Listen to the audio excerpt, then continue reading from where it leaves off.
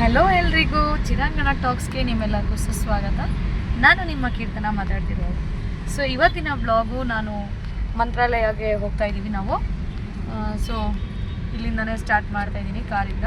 ಇನ್ನು ನನ್ನ ನಾದಿನಿ ಫ್ಯಾಮಿಲಿಯವ್ರನ್ನ ಕೇರ್ಪುರಮಲ್ಲಿ ಪಿಕ್ ಮಾಡಿಕೊಂಡು ಹೊರಟ್ವಿ. ನಾಷ್ಟಾನ ಹೋಗೋ ದಾರಿಯಲ್ಲಿ ಹೋಟ್ಲಲ್ಲಿ ತಿಂದಿದ್ದು ಹೋಗಿದ್ದು. ಸರಿ ಊಟಕ್ಕೆ ಟೈಮ್ ಆಯಿತು, ಮನೆಯಿಂದನೇ ಮಶ್ರೂಮ್ ಪಲಾವ್ ನಮ್ಮ ರೆಡಿ ಮಾಡ್ಕೊಂಡು ಹೋಗಿದ್ವಿ. ಮೊಸರು ಬಜ್ಜಿಗೆ ಏನೇನು ಬೇಕೆಲ್ಲ ರೆಡಿ ಮಾಡ್ಕೊಂಡು ಹೋಗಿದ್ವಿ. ಅಲ್ಲಿ ಹೋಗಿ ಮೊಸರು ಹಾಕ್ಕೊಂಡು ಎಲ್ಲ ಮಿಕ್ಸ್ ಮಾಡಿದ್ರು ನಮ್ಮ ಮನೆಯವರು. ಇನ್ನು ಎಲ್ಲರೂ ಕುತ್ಕೊಂಡು ಊಟ ಮಾಡಿದ್ವಿ. ಅದೊಂಥರ ಚೆನ್ನಾಗಿತ್ತು. ಔಟ್ಸೈಡು ಬಾಳೆ ಎಲೆ ಹಾಕ್ಕೊಂಡು ಊಟ ಮಾಡೋದು ಅದೆಲ್ಲ ತಿಂದು ಇನ್ನು ಅಲ್ಲಿ ಸಂತೆ ನಡೀತಿತ್ತು. ಹಳೆಯ ಕಾಲದ ಥರ ಇತ್ತು ಅಲ್ಲಿ ಹಳ್ಳಿಯೆಲ್ಲ. ಇನ್ನು ಜನ ಅಪ್ಡೇಟ್ ಕೂಡ ಆಗಿಲ್ಲ, ಆ ಥರ ಮುಗ್ಧ ಜನರಿದ್ದರು. ಸೊ ಅದೊಂದು ಕ್ಲಿಪ್ ಮಾಡ್ಕೊಂಡ್ವಿ. ಮತ್ತು ಹೋಗಿದ ತಕ್ಷಣ ಫ್ರೆಶ್ ಅಪ್ ಆಗಿ ರೂಮಲ್ಲಿ ದರ್ಶನಕ್ಕೆ ಹೋದ್ವಿ. ಹೋಗಿ ರಾಯರನ್ನ ಒಂದ್ಸಲಿ ನೋಡಿ ಸಮಾಧಾನ ಆಯಿತು.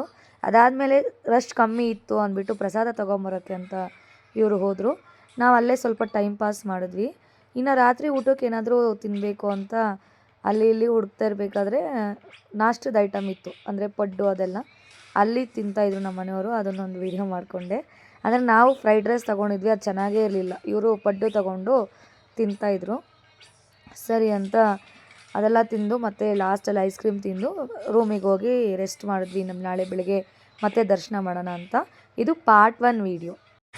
ಇನ್ನು ಬೆಳಗ್ಗೆ ಯಾವ ಥರ ದರ್ಶನ ಆಯಿತು, ನಾವು ಬುಕ್ ಮಾಡಿದ್ದದ್ದು ರೂಮ್ ಯಾವ ಥರ ಇತ್ತು, ಗೌರ್ಮೆಂಟ್ ರೂಮ್ ಬುಕ್ ಮಾಡ್ಕೊಂಡಿದ್ದೀದಲ್ವ ಅದು ಯಾವ ಥರ ಇತ್ತು, ಅದನ್ನೆಲ್ಲನೂ ನಾನು ನೆಕ್ಸ್ಟ್ ವೀಡಿಯೋದಲ್ಲಿ ಹಾಕ್ತಾ ಹೋಗ್ತೀನಿ. ಯಾರ್ಯಾರು ಫಾಲೋ ಮಾಡ್ಕೊಂಡಿಲ್ವೋ ದಯವಿಟ್ಟು ಫಾಲೋ ಮಾಡ್ಕೊಳ್ಳಿ.